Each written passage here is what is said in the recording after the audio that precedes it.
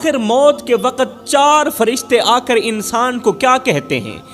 4 فرشتے آ کر مرنے والے کو کیا کہتے ہیں؟ مرنے والا تو پہلے سے ہی خوف میں ہوتا ہے، سوچ رہا ہوتا ہے کہ اب میرے ساتھ کیا ہونے والا ہے۔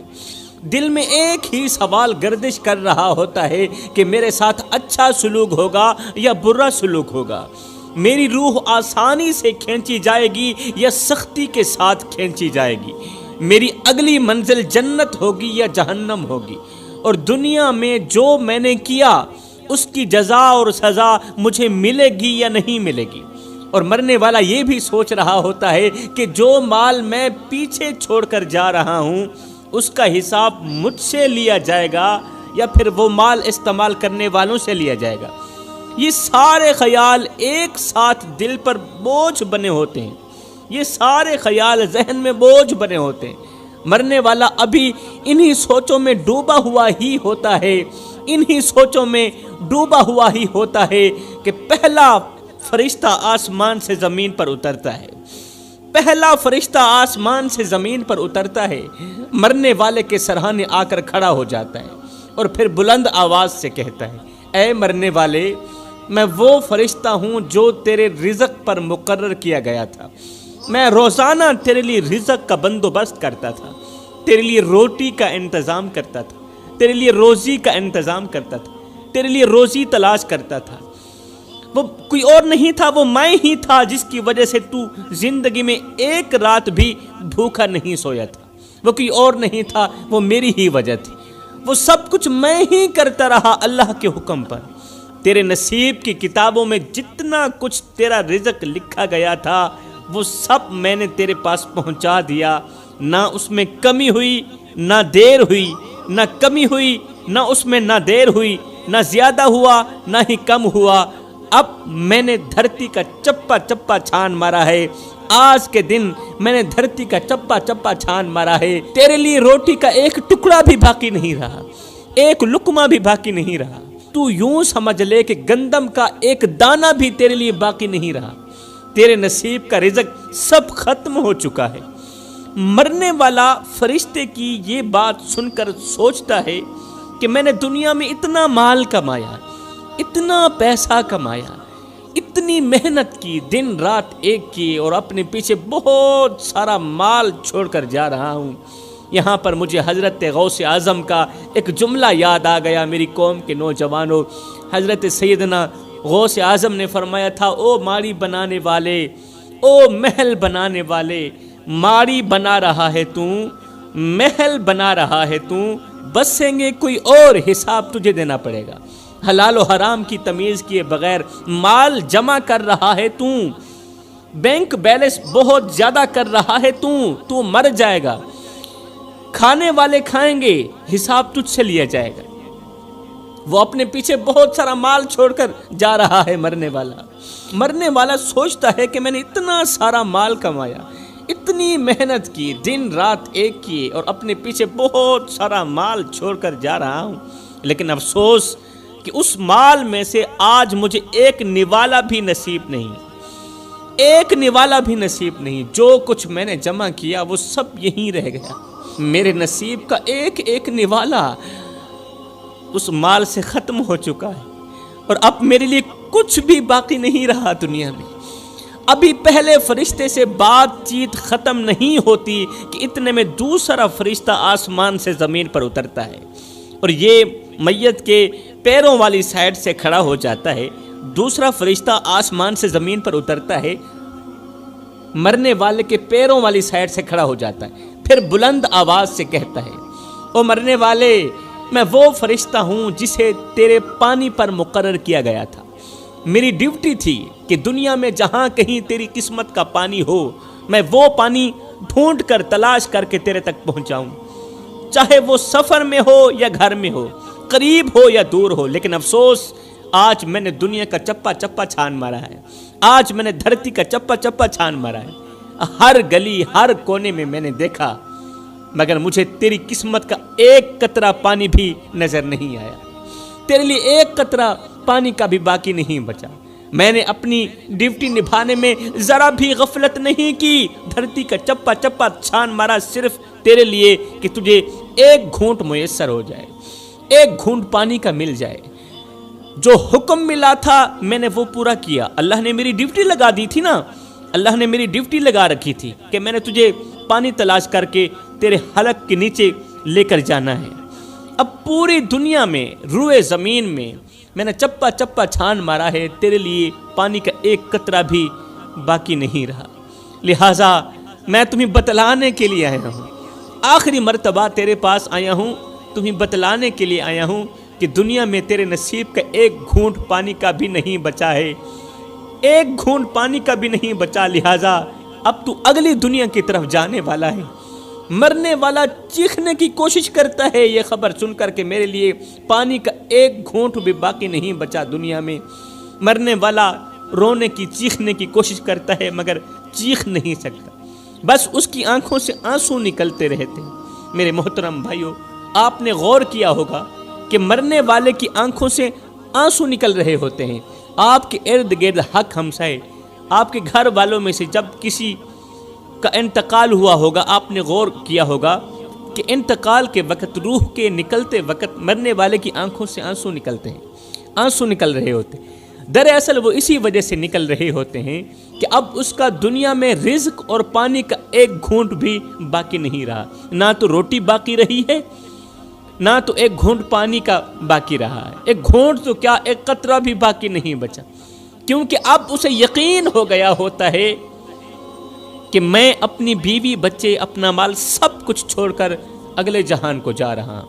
اگر وہ مرنے والا نیک ہوتا ہے تو خوشی کا اظہار کرتا ہے موت کے وقت، اگر وہ نیک ہوتا ہے، اگر وہ متقی پرہیزگار ہوتا ہے، پانچوں وقت کا نمازی ہوتا ہے، اگر وہ حق بولتا ہے، سچ کا ساتھ دیتا ہے، حق کا ساتھ دیتا ہے، اگر وہ دیندار ہوتا ہے، اگر وہ نیک ہوتا ہے نا مرنے والا، تو موت کے وقت وہ روتا نہیں ہے بلکہ وہ خوشی کا اظہار کرتا ہے، کہتا ہے شکر الحمدللہ، مجھے دنیا کے گھونٹ یا روٹی نوالے کی ضرورت نہیں ہے، مجھے دنیا کا مال نہیں چاہیے، میں نے تو اپنے رب کا دیدار کرنا ہے۔ سبحان اللہ۔ مگر جو گنہگار ہوتا ہے، جو بدکار ہوتا ہے، وہ افسوس کرتا کرتا خود کو ہی اذیت دینے لگتا ہے۔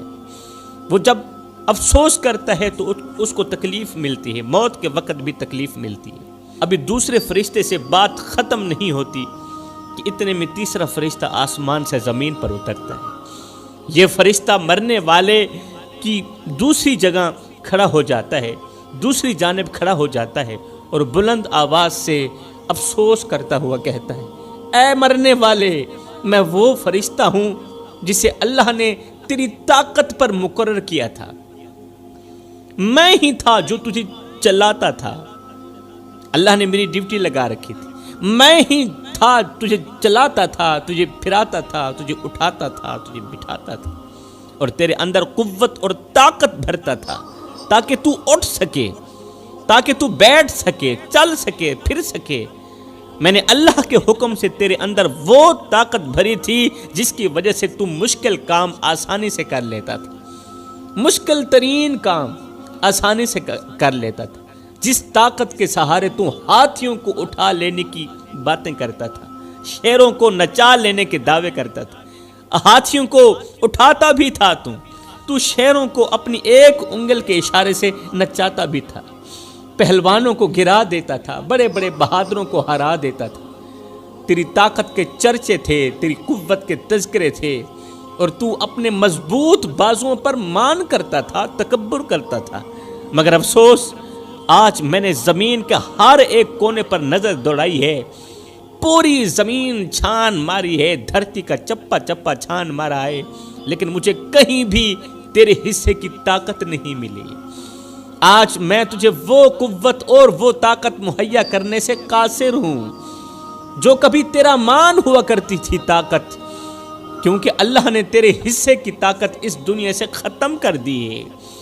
انسان کتنا کمزور ہے میرے بھائیو، انسان کمزور پیدا ہوتا ہے مگر طاقتور ہوتے ہی خود کو خدا سمجھنے لگ جاتا ہے۔ ہاں کمزور پیدا ہوتا ہے مگر 4 دن کی مہلت پا کر حضرت انسان اپنی اوقات بھول جاتا ہے۔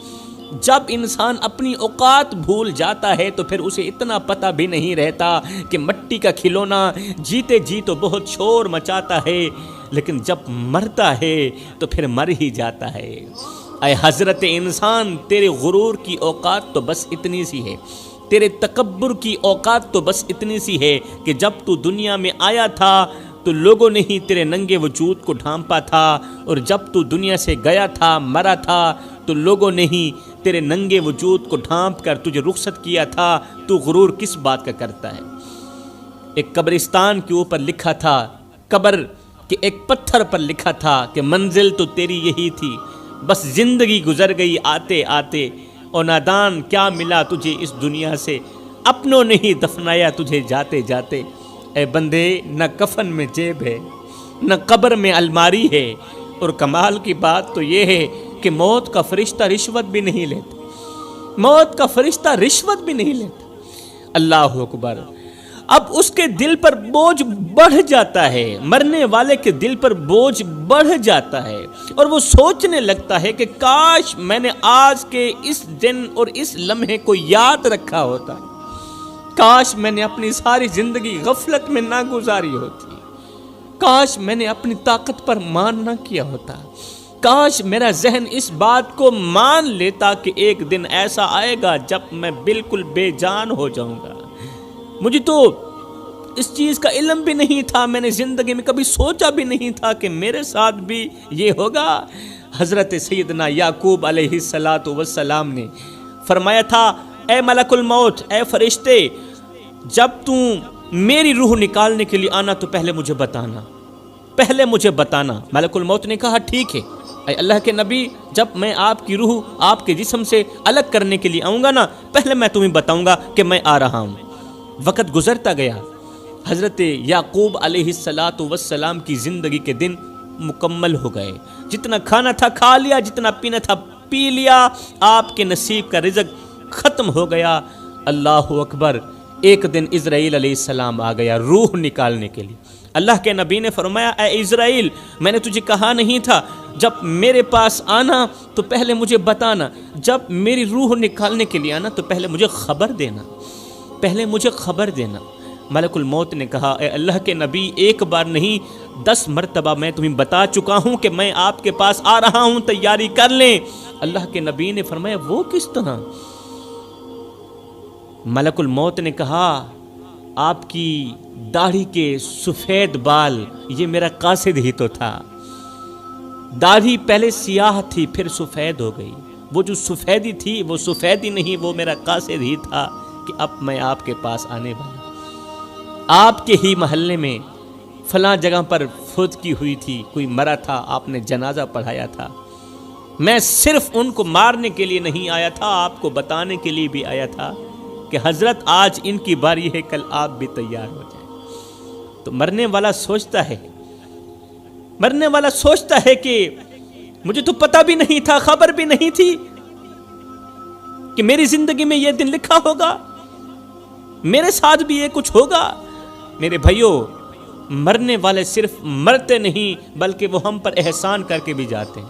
اب فرشتہ کہتا ہے، او مرنے والے، اللہ تعالیٰ نے مجھے تیری سانس پر مقرر کیا تھا، میری ڈیوٹی تھی کہ میں تیری سانسوں کو سلامت رکھوں، میں تیری چلتی سانسوں کو اور چلانے میں مدد دوں، میں تیری مدد کروں، تجھے سانس مہیا کروں، ایک سانس کے بعد دوسری نئی سانس مہیا کروں، وہ قیمتی سانس جو لاکھوں میں بھی نہیں خرید سکتے، وہ قیمتی سانس جو کروڑوں میں بھی نہیں خریدا جا سکتا، میں تجھے زندگی بھر مفت میں وہ سانس مہیا کرتا رہا، جو کروڑوں میں بھی نہیں خریدی جاتی، جو کروڑوں سے بھی بڑھ کر قیمتی ہے، میں وہ سانس اللہ کے حکم سے تجھے مفت میں مہیا کرتا رہا۔ ہر صبح جو تو جاگتا تھا وہ میری اجازت سے ہی جاگتا تھا، اللہ کے حکم سے۔ ہر صبح اور ہر نیند کے دوران اور نیند کے وقت جب تو جاگتا تھا، جب تو سوتا تھا، جب تو سانس لیتا تھا نا، تو میری ہی اجازت پر لیتا تھا۔ ہر رات جب تو سوتا تھا میری حفاظت میں سوتا تھا، تیرے سینے میں جو سانس آتی جاتی تھی وہ میرے حکم سے چلتی تھی۔ اللہ کے دیے گئے حکم پر، وہ میرے ہی حکم سے میں ہی چلا رہا تھا یہ نظام، لیکن آج میں تجھے یہ بتانے آیا ہوں کہ تیرے حصے کی سانسیں پوری ہو چکی ہیں، اب تیرے لیے ایک سانس بھی باقی نہیں رہی۔ میں صرف اتنا بتانے کے لیے آیا ہوں کہ تیرے لیے ایک سانس بھی باقی نہیں رہی۔ میں نے تیرے لیے جتنی سانسیں لکھی گئی تھی وہ سب تجھے دنیا میں پوری دے دی ہیں، پوری دے دی ہیں، ڈنڈی نہیں ماری، میں نے تیرے ساتھ دھوکہ نہیں کیا۔ اب نہ میں تجھے ایک سانس آگے دے سکتا ہوں اور نہ ہی ایک لمحہ پیچھے کر سکتا ہوں تیرے لیے، کیونکہ اللہ کے حکم سے تیرے نصیب کی سانسیں اس دنیا میں ختم ہو چکی ہیں۔ فرشتے کی یہ بات سن کر کہ اللہ کے حکم سے تیرے نصیب کی سانسیں اس دنیا میں ختم ہو چکی ہیں، فرشتے کی یہ بات سن کر مرنے والا اندر سے ایک دم ٹوٹ جاتا ہے، جس طرح وہ مرنے سے پہلے مر چکا ہو۔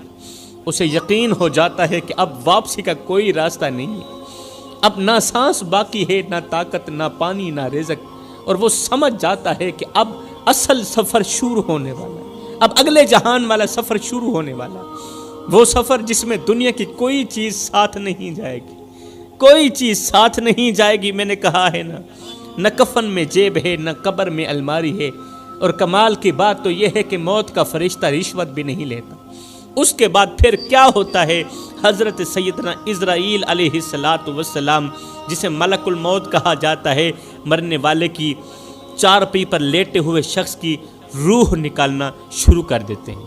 انسان کی یہ روح پیروں سے نکلتی ہوئی اوپر کی طرف آتی ہے، سر کی طرف آتی ہے، اور جب یہ روح دل اور پھیپھڑوں تک پہنچتی ہے تو یہ وہ لمحہ ہوتا ہے کہ جب انسان پہلی مرتبہ فرشتوں اور شیطانوں کو دیکھتا ہے، پہلی مرتبہ فرشتے کو بھی اپنی آنکھوں سے دیکھتا ہے اور شیطان کو بھی پہلی مرتبہ اپنی آنکھوں سے دیکھتا ہے۔ وہ سب کچھ جو دنیا میں آنکھوں سے اوجھل تھا اچانک اس کے سامنے آ جاتا ہے۔ فرشتے اوجھل تھے، اس کے سامنے آ جاتے ہیں۔ شیطان اوجھل رہتا ہے دنیا میں، مگر موت کے وقت مرنے والے کی بالکل آنکھوں کے سامنے آ جاتا ہے، اور جب یہ روح مکمل طور پر نکل جاتی ہے تو انسان کی آنکھیں مکمل طور پر کھل جاتی ہیں۔ انسان آنکھیں پھاڑ پھاڑ کے آسمان کی طرف دیکھنے لگتا ہے، جسم بے جان ہوتا ہے مگر آنکھیں حقیقت دیکھ رہی ہوتی، اور انسان آسمان کی طرف دیکھنا شروع کر دیتا ہے۔ یہی وہ لمحہ ہوتا ہے جب وہ پہلی مرتبہ اپنی روح کو آسمان کی طرف جاتا ہوا دیکھتا ہے مرنے والا۔ میرے محترم بھائیوں، آج کا نوجوان بہت ہی غافل ہو چکا ہے، آج کے نوجوان بہت ہی غافل ہو چکے ہیں۔ آج کے نوجوان زندگی رب کی مرضی کے مطابق نہیں گزارنا چاہتے، بلکہ اپنی مرضی کے مطابق گزارنا چاہتے ہیں اور گزار رہے ہیں۔ اپنی قیمتی زندگی کو غفلت کے نام کر دیا۔ اے نوجوان، ذرا سوچ، جب وہ لمحہ آئے گا کہ آپ کا جنازہ تیار ہوگا، ماں رو رہی ہوگی، بیوی چیخ رہی ہوگی، بچے آپ کے سینے سے لپٹ کر رو رہے ہوں گے، گھر کا ہر کونا ماتم کر رہا ہوگا، اور ہر آنکھ میں ایک ہی سوال ہوگا کہ یہ سب اتنا جلدی کیوں ہو گیا، یہ سب اتنا جلدی کیسے ہو گیا، ہم نے تو سوچا بھی نہیں تھا۔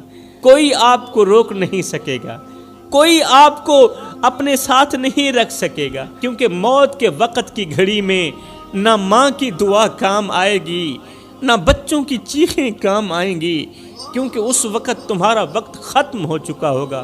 پھر وہ لمحہ بھی آئے گا جب 4 آدمی آپ کو اپنے کندھوں پر اٹھائیں گے، ہزاروں لوگوں کے بیچ آپ جا رہے ہوں گے، لیکن آپ بول نہیں سکیں گے۔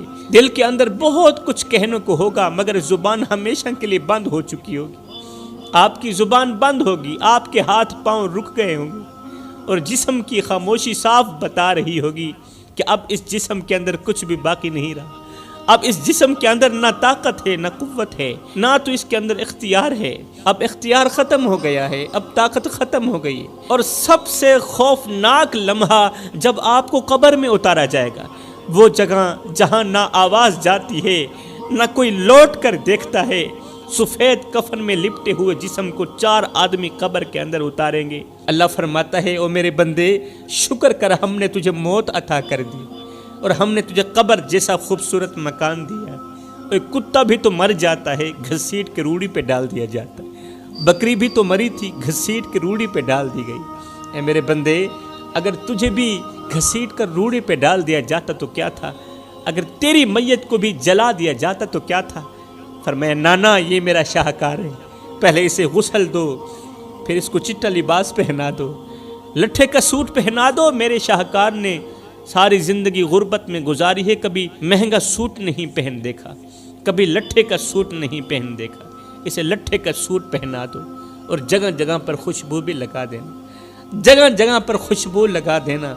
آج دشمن بھی تیرا منہ دیکھنے آ رہا ہے، آج زمانہ تیری زیارت کرنے کو آ رہا ہے۔ ایمان سے بتا، کیا یہ تیرا کالا چہرہ دیکھنے کے قابل ہے؟ کیا یہ زیارت کے لائق ہے؟ یہ تیرا پروٹوکول ہے۔ اللہ تعالیٰ نے تجھے کتنی عزت دی۔ پھر فرمایا اسے اٹھاؤ، قبرستان کی طرف لے جاؤ۔ آج لوگوں نے تجھے اپنے کندھوں پر اٹھایا ہوا ہے۔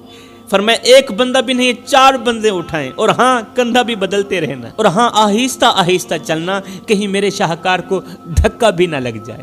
آج تو دولہا بنا ہوا ہے، زمانہ تیری بارات بنی ہوئی ہے، اور تیرا پروٹوکول اتنا ہے کہ آج امام کعبہ بھی آ جائے تو وہ بھی پیچھے ہے، تیری لاش آگے ہے۔ اب میرا اللہ فرماتا ہے میرے بندے دیکھ تو صحیح، ہم نے تیرے ساتھ کتنا اچھا سلوک کیا، ہم نے تجھے کتنی عزت دی ہے، بتا تو صحیح تو نے ہمیں کیا کچھ دیا ہے؟ کیا کچھ دیا ہے ہمیں؟ ہم نے تجھے دیکھنے کے لیے آنکھیں دی، چھونے کے لیے ہاتھ دیے، چلنے کے لیے پیر دیے۔ ایک آنکھ خراب ہو جائے میں لاکھوں کروڑوں روپے لگا دینے کو تیار ہوں کہ کسی نہ کسی طرح وہ آنکھ، وہ نظر واپس آ جائے، دوبارہ واپس لوٹ آئے۔ اگر دل کا وال خراب ہو جائے تو میں لاکھوں کروڑوں روپے لگا دینے کو تیار ہوں کہ کسی نہ کسی طرح میرا دل ٹھیک ہو جائے۔ فرمایا یہ آنکھیں، یہ دل، یہ گردے، یہ پھیپھڑے، یہ وہ قیمتی چیزیں ہیں جو لاکھوں کروڑوں سے بھی زیادہ قیمتی ہیں۔ مزے کی بات نہ بتاؤں، یہ سب کچھ میں نے تمہیں مفت میں دے دیے، یہ سب کچھ میں نے تمہیں مفت میں دیا ہے، کبھی اس کا بل نہیں مانگا، کبھی اس کے پیسے نہیں مانگے۔ اے بندے پھر ہمارا حق بنتا ہے کہ ہم اپنے رب کا شکر ادا کریں، پھر ہمارا حق بنتا ہے کہ ہم اٹھیں تو شکر کرتے ہوئے، ہم بیٹھیں تو اپنے رب کا شکر کرتے ہوئے، ہم سانس لیں تو ہر سانس کے بعد گزری ہوئی سانس کا شکر ادا تو ہونا چاہیے نا۔ اتنی تو وفا کر کے جائے نا، اتنی تو وفا کر کے جائے نا۔ اے بندے آ جا اس کریم رب کی چوکھٹ پر جو ایک ماں سے نہیں 70 ماں سے بڑھ کے محبت